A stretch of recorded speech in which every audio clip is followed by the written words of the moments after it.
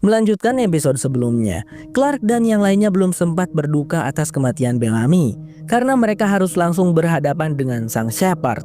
Shepard yang mengaku bernama Bill itu menghampiri Clark seorang diri. Tak disangka ternyata Clark mengetahui siapa Bill sebenarnya. Dia adalah Bill Cadogan. Bill adalah pemimpin komunitas Second Dawn yang membangun bunker di bumi. Dia adalah Bill Cadogan. Bill adalah pemimpin komunitas Second Dawn yang membangun bunker Second Dawn di bumi. Tidak heran jika ada logo Second Dawn di Nakara. Di sini juga terungkap alasan mengapa Clark dianggap sebagai kunci penting dalam misi para Disciples. Ternyata kunci yang dimaksud adalah Flame. Dari ingatan Octavia, Levitt melihat bahwa Clark pernah dipasangi Flame saat peristiwa City of Light. Karena itu mereka tahu bahwa Flame menyimpan ingatan orang-orang yang pernah menggunakannya. Lalu, pikiran siapakah yang sebenarnya dicari oleh Bill? Tentu saja ada sejarah di balik semua itu. Ratusan tahun lalu, tepat beberapa jam sebelum kehancuran pertama bumi, Putri Cadogan yang bernama Kali sedang mengobati sahabatnya yang terluka. Sebenarnya ia memiliki bakat menjadi seorang dokter seperti ibunya, Grace. Namun suara hatinya tidak ingin menempuh jalan itu. Ia lebih tertarik pada isu sosial dan aktif sebagai aktivis. Bahkan tangannya memiliki luka bakar akibat ikut berdemo. Kali juga merupakan pelopor pertama sekaligus pencipta bahasa Trigeda Slang. Klan yang kini dikenal seperti Trikru, Asgeda, dan Sanggeda Kru dulunya merupakan kelompok-kelompok aktivis yang memperjuangkan hak-hak rakyat. Tak lama kemudian Grace datang. Ia adalah ibu Kali sekaligus istri Bill. Grace memberitahu bahwa Bill ingin berbicara dengan Kali melalui hologram.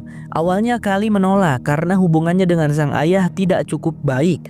Namun Grace memaksanya hingga akhirnya ia bersedia berbicara. Kali juga memiliki saudara laki-laki bernama Reese. Hubungan mereka tidak terlalu akrab karena Reese lebih dekat dengan Bill sedangkan Kali tidak. Namun ironisnya Bill justru lebih menyayangi Kali dibandingkan Reese. Kemudian dari hologram muncul wajah Bill. Wajahnya masih sama seperti yang pernah kita lihat sebelumnya. Tidak seperti para Primes, Bill mempertahankan tubuh dan pikirannya dengan menggunakan tabung kriogenik. Bill dan Kali sedang berbicara, lebih tepatnya berdebat. Sampai seorang wanita muncul dan menyampaikan kabar buruk kepada Bill. Ia pun segera memanggil Grace dan mengucapkan kode Anaconda. Kode itu adalah sandi yang dibuat oleh Bill bersama istrinya, yang berarti bahwa kiamat telah datang. Grace langsung mengambil ransel yang sudah ia siapkan jauh-jauh hari. Sedangkan sahabat Kali yang sebelumnya bersamanya tidak diberitahu. Ia justru diberi obat penenang hingga pingsan, lalu ditinggalkan begitu saja. Kemudian, Bill dan Grace naik ke helikopter yang sudah disiapkan.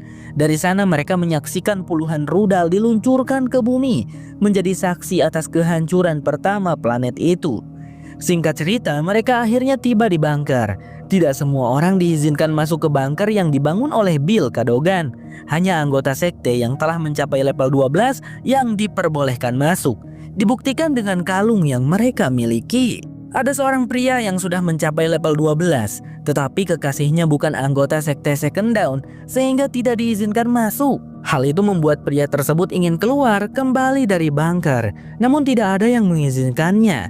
Di tengah kerusuhan itu, tiba-tiba terjadi ledakan nuklir di dekat bunker yang membuat seluruh tempat itu berguncang hebat.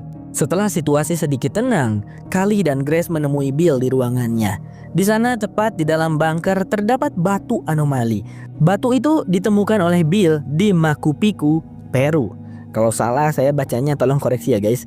Lalu ia mencurinya dan membawanya ke bunker. Bill mengetahui bahwa batu tersebut memiliki kekuatan untuk membuka portal ke planet lain. Namun ia tidak mengetahui kode-kodenya karena Bill bukan seorang ilmuwan. Bill mencoba menekan simbol-simbol yang sudah ia pelajari, tetapi hasilnya nihil. Tidak ada portal yang terbuka. Sementara itu di luar sana orang-orang yang berhasil masuk ke bunker mulai panik. Sebagai pemimpin seharusnya Bill menyambut para pengikutnya. Ia kemudian menanyakan berapa banyak orang yang berhasil masuk. Dan Reese menjawab ada sekitar 1.000 orang yang berhasil masuk ke dalam bunker. Padahal bunker tersebut dapat menampung hingga 5.000 jiwa. Mendengar hal itu, Kali pun kabur dan berencana keluar dari bunker untuk menyelamatkan lebih banyak orang. Ia ingin menebus kesalahannya karena telah tega meninggalkan sahabatnya. Padahal masih terdapat banyak ruang kosong di bunker itu. Saat tiba di ruang Palka, di sana ada pria tadi yang pacarnya masih berada di luar. Ia bernama August. Kali dan August sama-sama aktivis dan juga anggota trik kru. Mereka sepakat untuk pergi keluar bersama. Namun seorang penjaga bernama Tristan tiba-tiba muncul dan hendak menembak mereka berdua. Akan tetapi August tidak takut dan malah menantangnya.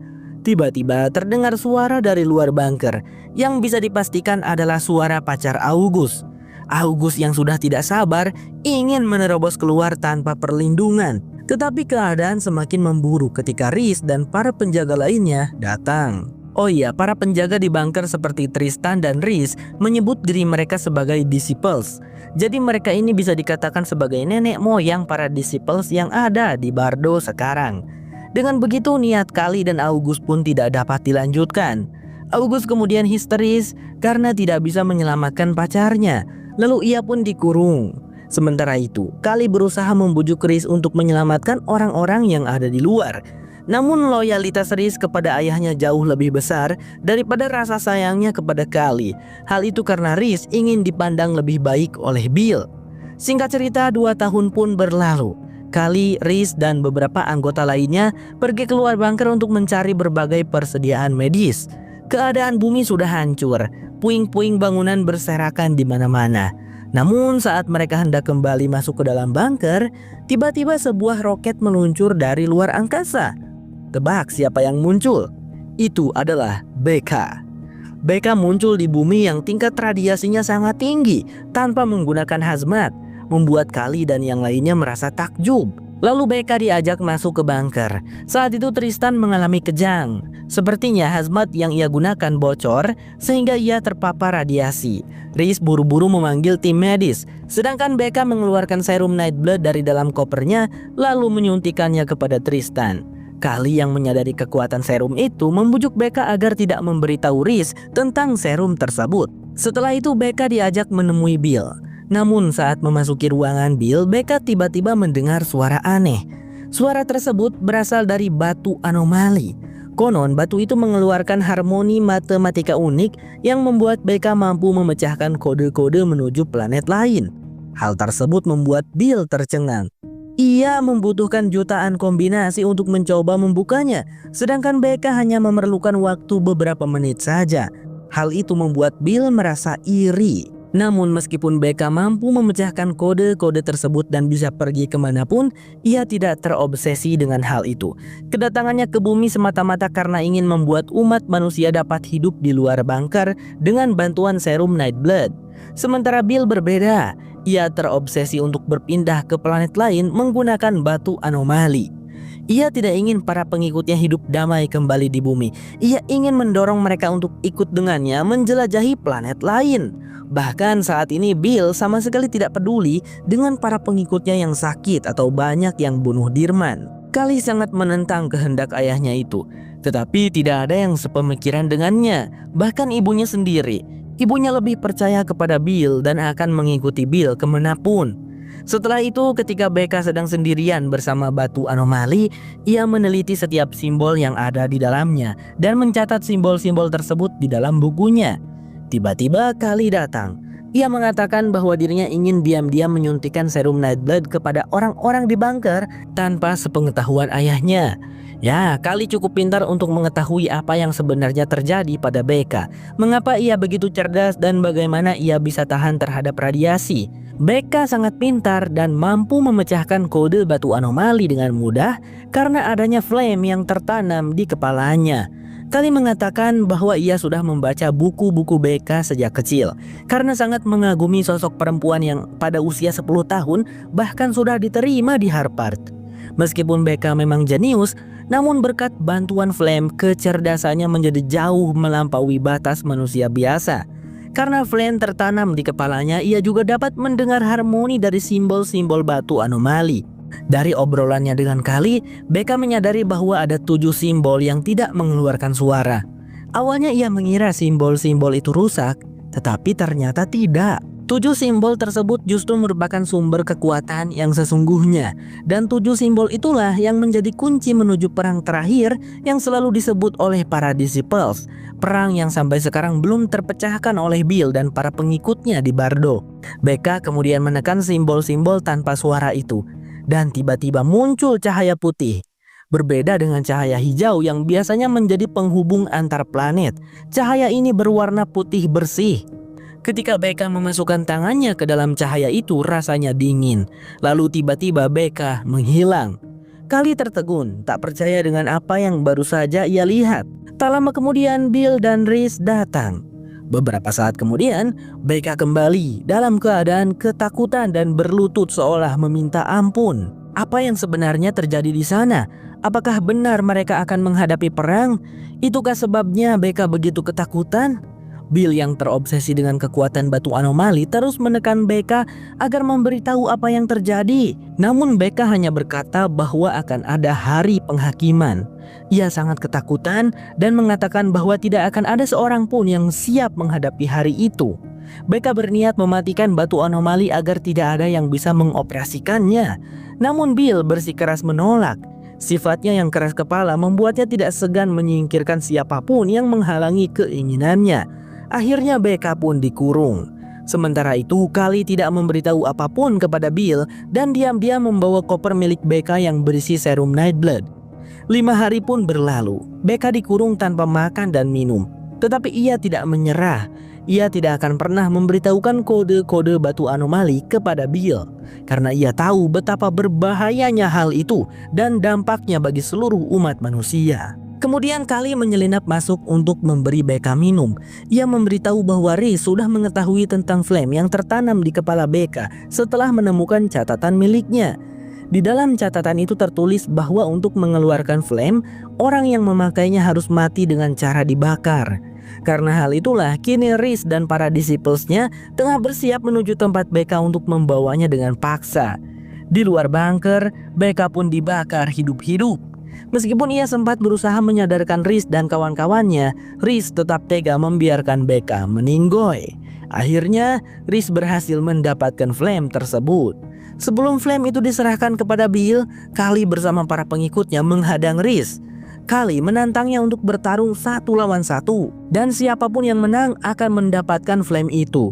Reese menyetujui tantangan tersebut karena merasa lebih kuat dari adiknya. Namun alih-alih bertarung, Kali justru menembak kakaknya. Beruntung pelurunya tidak mengenai bagian vital sehingga Reese tidak meninggoy. Setelah Reese tumbang, Kali pun dengan mudah mengambil flame itu. Para pengikut Kali segera memadati ruang Palka untuk bersiap keluar dari bunker. Sementara Reese diberikan serum Nightblood agar suatu hari jika ia berubah pikiran, Reese bisa keluar dari bunker dengan aman. Kali juga menawarkan ibunya untuk ikut pergi. Namun Grace menolak dan justru menyuruh Kali segera pergi karena Bill sudah dalam perjalanan menuju ke arah mereka. Kali pun berlari ke pintu keluar dan dengan bantuan ibunya ia berhasil masuk ke sana tanpa hambatan dari Bill. Sementara itu Bill menghampiri Reese. Melihat anaknya tertembak, Bill tidak menanyakan apakah Reese baik-baik saja, melainkan langsung menanyakan keberadaan Flame.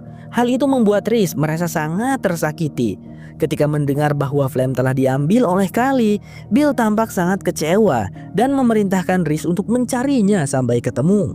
Setelah membakar orang hidup-hidup dan bahkan tertembak demi menyenangkan ayahnya, Reese tetap tidak dianggap sebagai anak yang membanggakan bagi Bill. Tak lama kemudian Bill menghampiri istrinya. Saat membuka pintu, ia mendapati ruangan yang sebelumnya penuh dengan orang kini sudah kosong. Grace berusaha menenangkan Bill agar ia bisa mengikhlaskan kepergian Kali. Namun Bill malah memeluknya dan kemudian mendorong Grace keluar. Ia tega membuang istrinya sendiri hanya karena telah menghalangi tujuannya. Padahal Grace belum menerima serum Nightblood dan keluar dari bunker dalam kondisi seperti itu sangatlah berbahaya.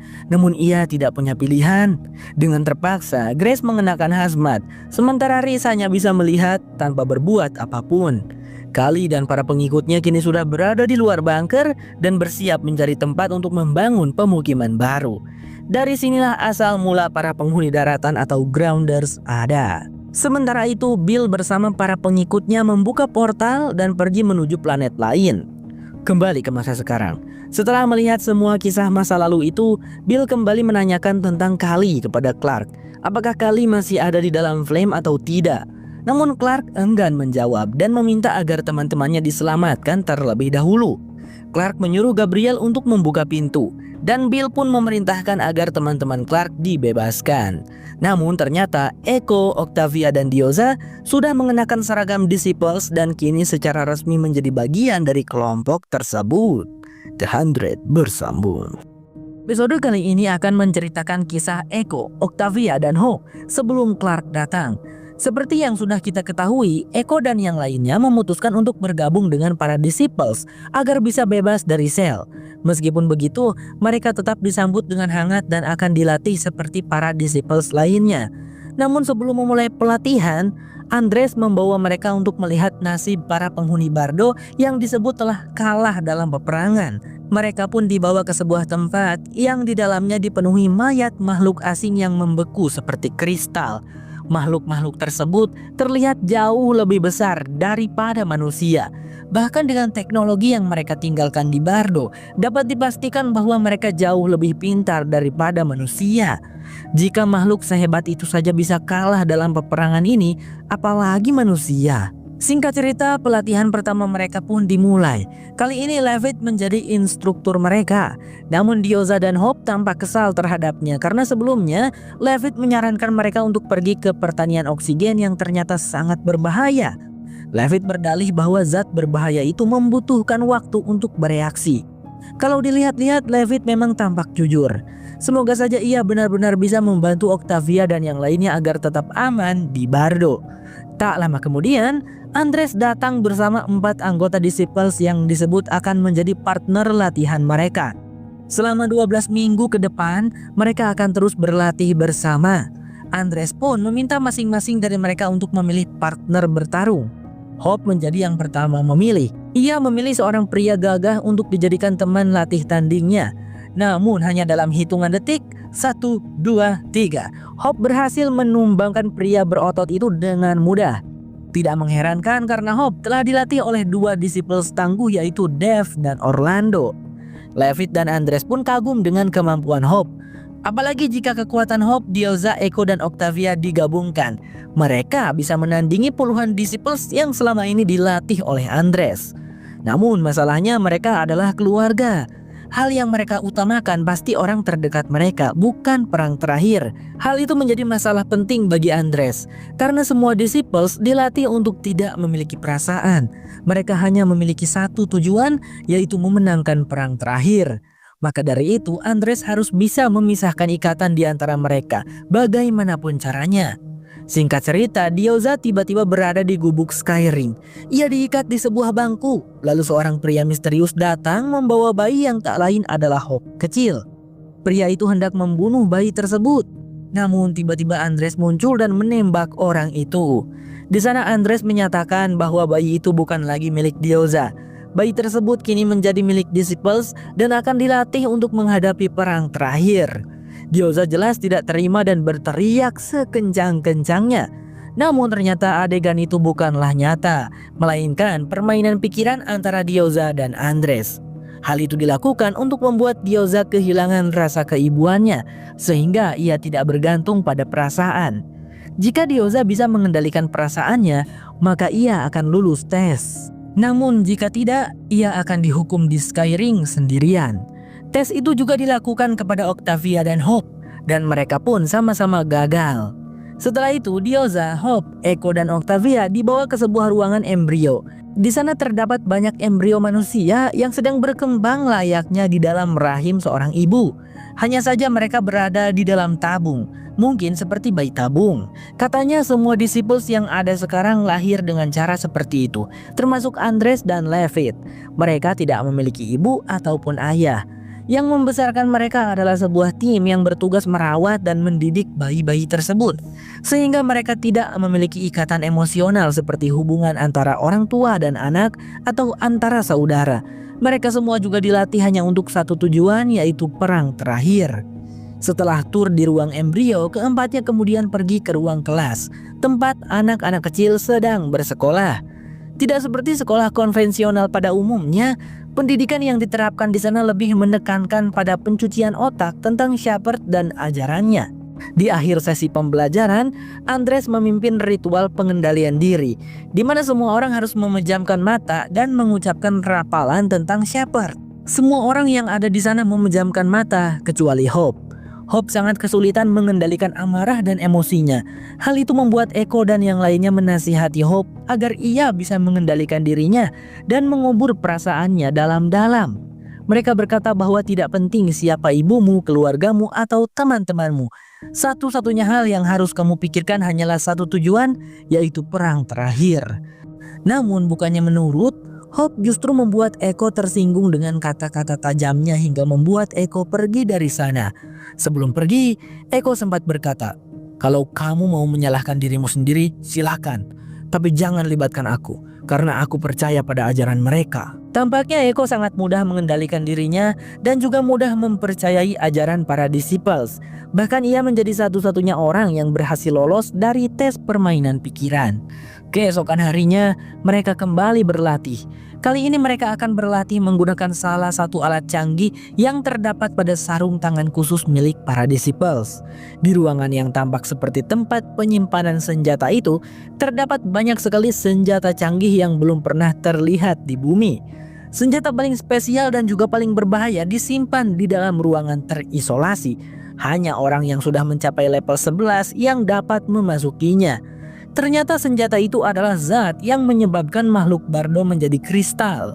Setelah melakukan penelitian panjang, mereka berhasil mengisolasi zat yang telah menyapu habis orang-orang Bardo dan mereka menamainya Gem 9 atau Gem 9. Di dalam ruangan itu terdapat Gem 9 dalam jumlah yang cukup untuk mengubah seluruh penduduk Bardo menjadi kristal. Singkat cerita, mereka pun memulai latihan yang kali ini berfokus pada komunikasi dan kerjasama tim. Mereka berempat akan dipasangkan kembali dengan partner latihan mereka sebelumnya. Kemudian mata mereka ditutup dan masing-masing pasangan mereka akan membisikkan jarak kemana mereka harus menembak. Orang yang pertama kali berhasil menembak sasaran, merekalah pemenangnya. Namun Echo sedikit berbeda. Ia cukup ambisius untuk menjadi yang pertama. Ia pun dengan tega menembaki teman-temannya agar bisa menjadi orang yang pertama kali menembak. Meskipun melanggar aturan, Andres menyukainya. Menurutnya, sifat pemberontakan Echo merupakan sifat yang mereka butuhkan untuk memenangkan perang terakhir. Singkat cerita, setelah latihan yang berat, Levitt menghampiri Octavia di kamarnya dan mengabarkan bahwa ujian terakhir untuk mencapai level 2 akan lebih sulit, sehingga Octavia harus benar-benar bisa mengendalikan dirinya. Keesokan harinya ujian terakhir pun dimulai. Echo tiba-tiba dihampiri Hope yang membawa senjata api. Senjata itu bisa menghancurkan pertanian oksigen yang ada di Bardo dan dapat menyebabkan semua orang di sana meninggoy. Echo berusaha menghentikan Hope, tetapi Hope tetap bersikeras hingga Echo tidak punya pilihan lain selain membunuhnya.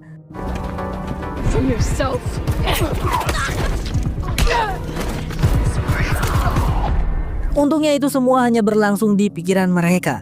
Dan karena Echo berani membunuh Hope, ia pun lulus tes terakhir. Selanjutnya giliran Hope yang dihampiri Diyoza. Adegannya sama, yaitu menghancurkan pertanian oksigen. Awalnya Hope juga berusaha menghentikan Diyoza dan sempat melemparkan satu belati ke arahnya, namun meleset. Saat ia hendak melakukannya lagi, Diyoza mengatakan bahwa Octavia, Echo, dan Gabriel sudah menunggu di lorong batu anomali. Mendengar hal itu, Hope pun berhenti dan berkata, "Lakukan, orang Bardo pantas menerimanya." Dan pertanian oksigen pun terbakar. Akibat hal itu, Hope gagal dalam tes terakhir. Sedangkan Diyoza dan Octavia berhasil membunuh Hope sehingga mereka berdua pun lolos.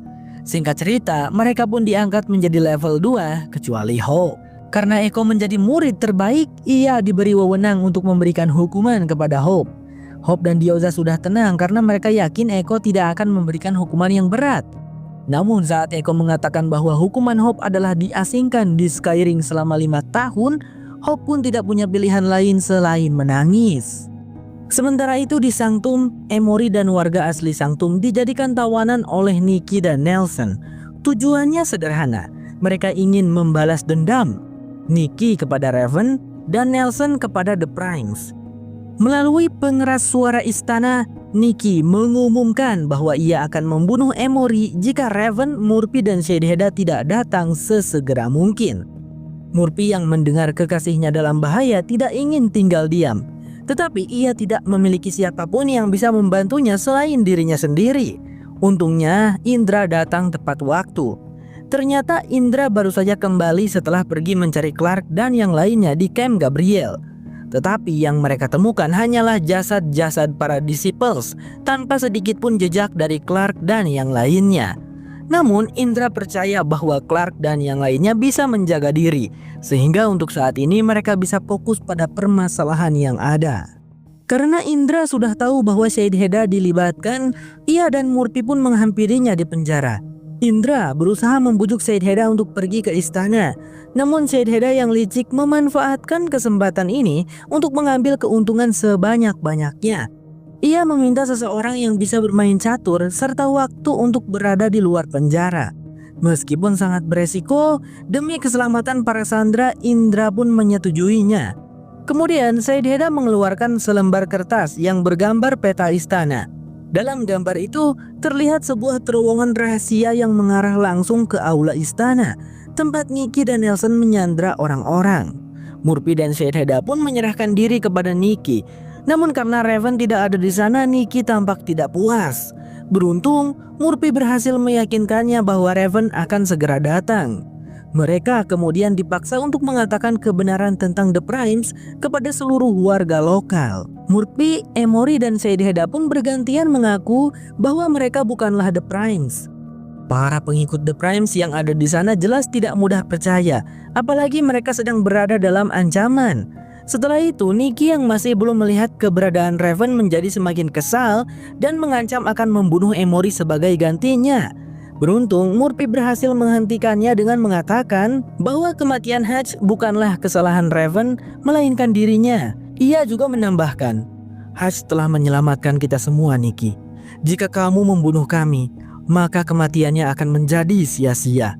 Ucapan itu membuat Nikki murka dan mengalihkan pistolnya ke arah Murphy. Di detik-detik menegangkan itulah Indra datang melalui terowongan rahasia yang sebelumnya ditunjukkan oleh Sheidheda. Nikki, Nelson, dan anak buah mereka pun kalah telak. Mereka semua diamankan, sementara Emory dan Murphy juga sudah dalam keadaan aman. Namun, Indra tampak sengaja membiarkan Sheidheda dikurung bersama para pengikut The Primes dengan niat agar ia dihakimi massa dan tewas di tangan mereka.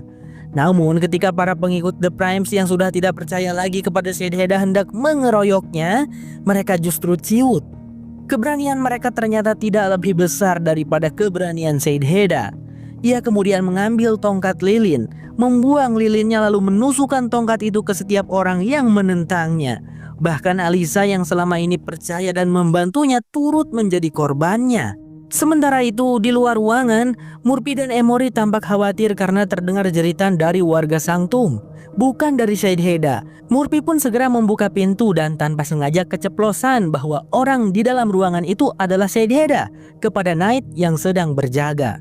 Knight langsung membuka pintu dan alangkah terkejutnya mereka semua ketika melihat seluruh warga Sanctum telah dibantai habis oleh Sheidheda. The Hundred bersambung.